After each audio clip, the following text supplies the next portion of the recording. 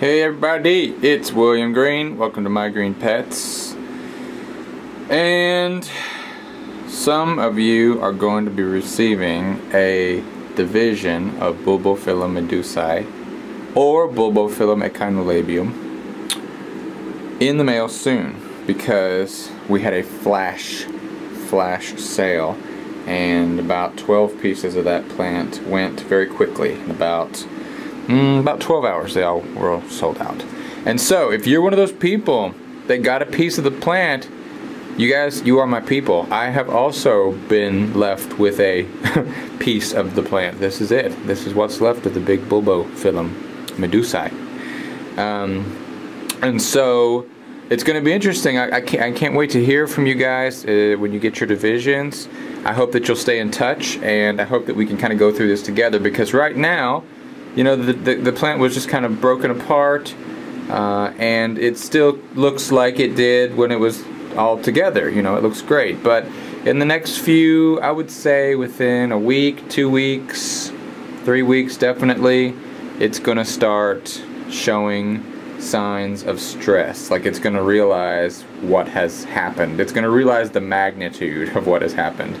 And the smaller your division, the more pronounced those effects are going to be. So we're going to go, hopefully, I'm going to update you with what my plant's doing. I expect very much that the bulbs will shrink. In some cases they may shrink severely, because the roots have been really, you know, reduced, messed up, torn off, everything else. I potted my division in sphagnum in a net basket, so that it's going to have plenty of air reaching the bottom of it, but it will also have plenty of moisture around the roots. And I tried to tuck as many roots into the sphagnum as possible to try to keep the plant hydrated. My division that I kept has one growth. It's right here. I don't know if you can see it. One little growth right there. Yeah. And so we're going to be watching that. I fully expect that to slow down, or if it grows out, it's going to be much smaller than these other leaves. I don't expect it to be a very big growth. So this is going to be a year of recovery. I would have fully expected to take a year to, you know, really get back on track. Maybe it'll be faster. With the warm temperature, plenty of moisture, plenty of light, it may be better. But just prepare for your division to look, it's going to go downhill for a few weeks. It just is. It's not going to just take off and start growing great. It's going to take some time to adjust to the new situation.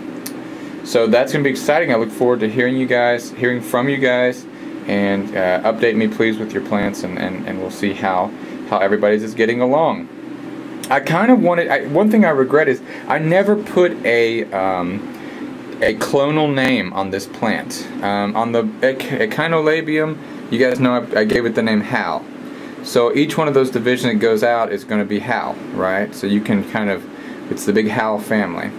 But this one I never really gave a clonal name to. So, you know, it would be nice if we could kind of figure out a name to give this plant, because that way everyone who has that division can apply that name to their plant. And, you know, if, I don't know, if you are ever at an orchid show and you see that division, you're going to be like, oh, I know that one. That was William Green's plant. Anyway, I'm just desperately clinging on to my legacy here. What else is going on? Oh, this beautiful Oncidium speckled spire wisp has finally bloomed, and they are very pretty. Very pretty indeed. They smell like baby powder. Stronger in the mornings. Got quite a few more to open up on there. And this is not an orchid, my Nepenthes. This is Ventrata. And it has opened up its most recent picture. And it's got a nice color to it. The lip is still kind of flipping down there. But this is the largest one yet. Good sign, good sign. Making when each picture is larger than the last. Very good sign. My slippers are looking okay. This one is kind of letting go of last year's growth. Actually, this is 2 years ago growth.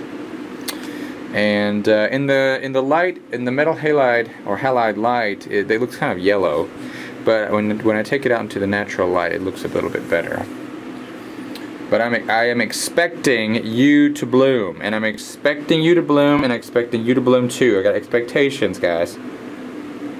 Do not disappoint me. I'm also expecting this to bloom. Magic lantern. This is a little Paphroscheldeonum, very, very old hybrid. This is Charles E. by Borneo, if that means anything to anybody, and it's coming out with a new growth there. Almost killed it. When I got it, it had like 8 growths. Meh. Whoops. My catasetums. I've got 2. This is Wine Delight. Look at all the growth. Roots are going crazy. It's got roots coming out the bottom. And I set it in a tray actually, and I keep a little bit of moisture in the tray. I'm giving it as much moisture as I can while still getting plenty of air. This is Jumbo World. It's a little bit behind. It's a little slower. You can see the roots are skinnier on this plant than they are on the Jumbo World or on the Wine Delight. And I've also got that in a tray, just keeping a little bit of moisture in the bottom of the tray. And then next to those, something very, very exciting is happening. Here, let me go over the thing here. Oops, bump. My little Cattleya rex seedlings. This is my largest Cattleya rex seedling, right here. Okay, in the pot. You can see the newest growth there. And what's exciting about this is that, and you probably can't really see it, but I think I have spotted a sheath inside the newest growth. And a sheath, of course, is no guarantee that this plant is going to bloom, but it does indicate the possibility. So we've gone from, will this plant bloom this year? Is it possible that it could bloom this year? Now we know that it is in fact possible.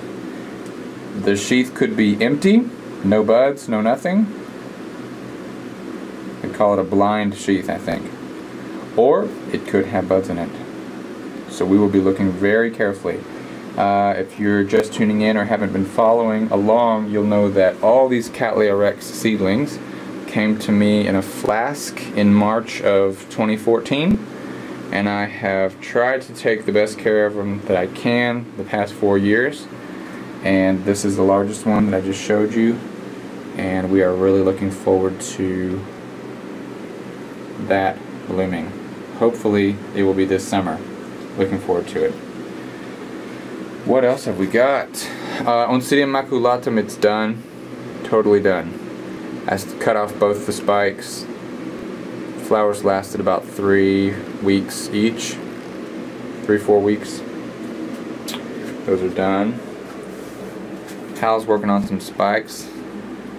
This division's getting shipped out on Monday. This one's sold, it's gone. I really hope the flower stays intact when it's being shipped. Really, really hope. Gonna do my best to pack it well.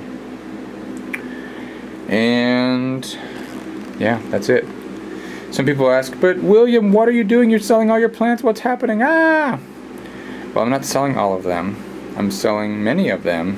I'm dividing some, making them smaller. I'm trying to reduce the size of the collection. It's too much. There's too many. It's too much to manage.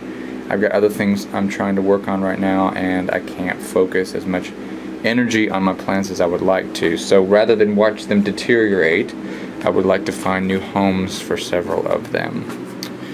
So that will probably continue throughout this month. What else? That's it. I'm trying to focus, you know, I'm trying to focus. I really want my slippers to do well. I want them to look immaculate, like some of the other orchid YouTubers. Have a little bit of envy when I see people's plants that don't have any spots on them or any yellowing on them, you know. Yeah, this crap. What is that? You know. Don't want to see that. Don't want to see any of that. I want them to be perfect, perfect, perfect. So I think, hopefully, if I reduce the number of plants that I have, and I reduce the different types of plants that I have, so that everything more or less can enjoy the same culture, we might get some better results than we have been getting. Okay? Well, within a few weeks, everything's going to be going outside. Everything will be going outside. It's finally warmed up out there. Thank goodness. After the winter that would never end. Although I did read on Weather Underground that March was the 5th warmest March on record globally. In this area of the world, we have had a very cold, long winter. So we are glad that that's finally over. But enough talking your ear off. Thank you for joining me. I'm William Green. These are my green pets, and we will see you next time. Stay tuned. Have a great week. Bye-bye.